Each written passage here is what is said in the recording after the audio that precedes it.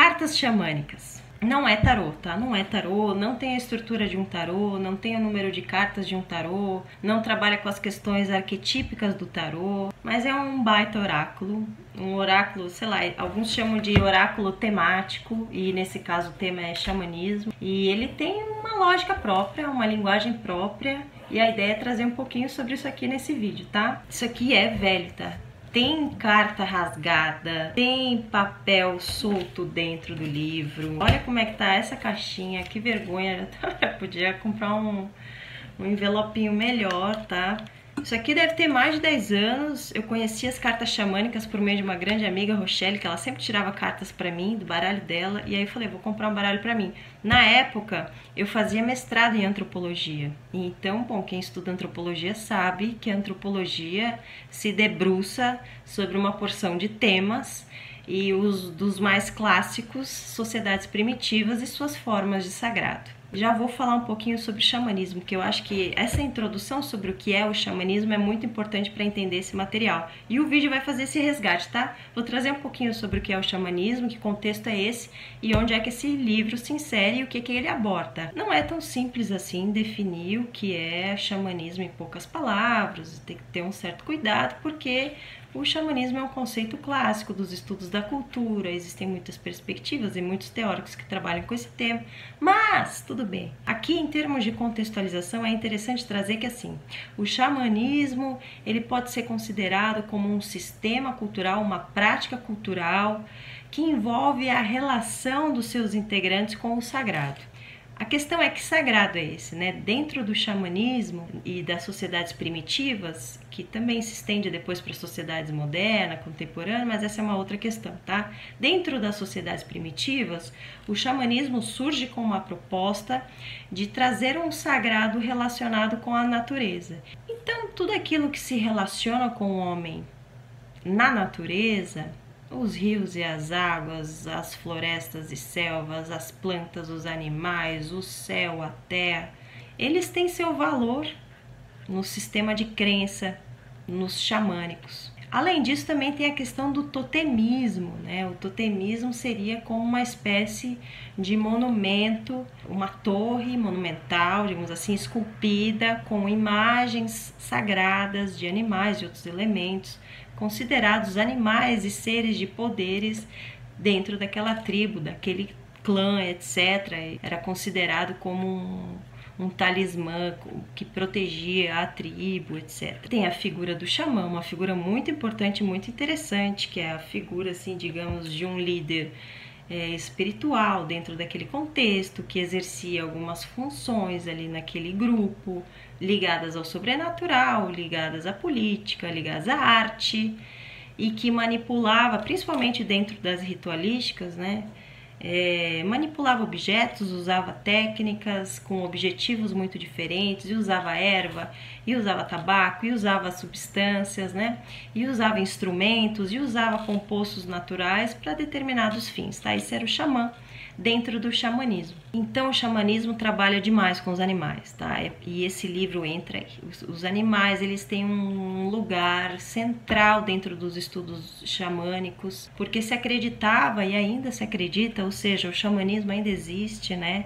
Ele se ressignificou para os tempos atuais, para os tempos modernos e agora contemporâneos, e ganhou aí novas linguagens, novos olhares, etc. Mas ainda se acredita, como antes, que os animais têm seus poderes, têm suas mensagens e ensinamentos, têm suas simbologias, têm suas narrativas, têm suas fábulas. E esses conteúdos também estão ligados ao nosso inconsciente coletivo. Esse conceito a gente já trabalhou em um vídeo atrás aí, como o tarot funciona, eu falei sobre isso, sobre esses substratos psíquicos que a humanidade tem, né, como se fossem restos psíquicos que o ser humano herda em várias gerações, e os animais têm tudo a ver com isso, tá? Pode-se dizer assim que a gente se relaciona instintivamente com esses animais através dos arquétipos que eles carregam. Tá, então chega de falatório, vou trazer um pouco desse livro aqui para vocês. Já existe uma edição atualizada desse livro, desse material aqui, com mais cartas, etc. Esse é o que eu tenho, esse é o que eu gosto. e tem me satisfeito até o momento. E ele tem essa estrutura aqui, basicamente dividido em duas partes, uma parte introdutória, digamos assim, que tem um conteúdo muito relacionado com o que a gente já conversou, e as cartas propriamente ditas, né, os animais e seus significados que estão aqui, que eu já vou mostrar. Então aqui basicamente ele está falando sobre o poder dos animais, as energias dos animais, como funciona essa questão das tiradas com esse baralho, como você pode consultar e estabelecer ou descobrir, sei lá qual é a palavra que a gente pode usar aqui, o seu totem pessoal composto por animais que seriam animais que te representam, que te protegem, que te inspiram, etc. Esse é o conteúdo dessa introdução. E aí a gente chega nas cartas xamânicas. Eu quero mostrar para vocês como é que funciona, tá?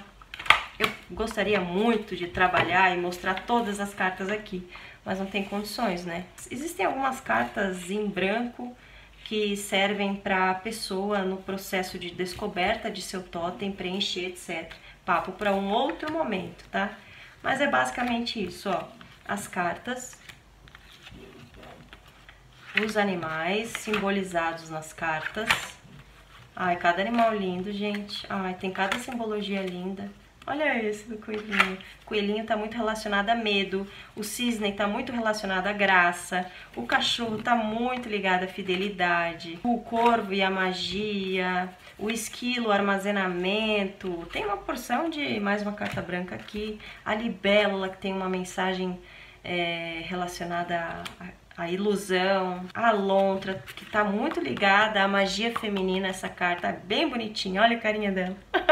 O alce americano tem algo relacionado com autoestima.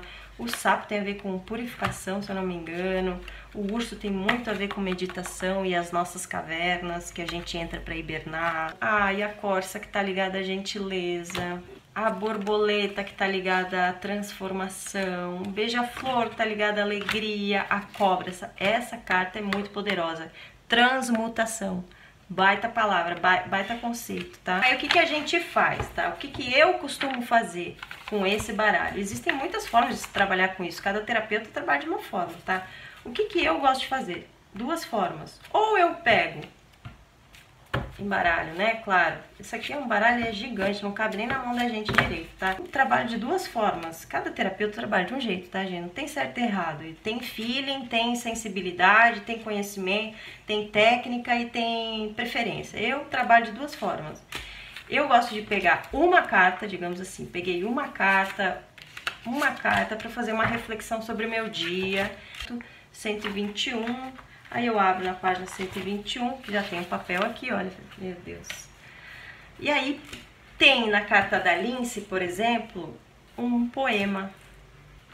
Lince, você conhece os profundos segredos da magia e dos sonhos, mas não os revela a ninguém.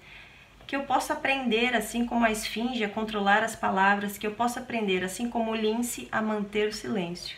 Então, a partir desse poema, você já tem mais ou menos uma ideia do que significa a Lince, o poder do silêncio, a sabedoria que ela abriga dentro de si, etc. E aí tem, aqui às vezes tem uma narrativa muito poderosa, às vezes tem uma espécie de fábula sendo contada e uma explicação sobre a carta, o que ela significa, etc. Tá?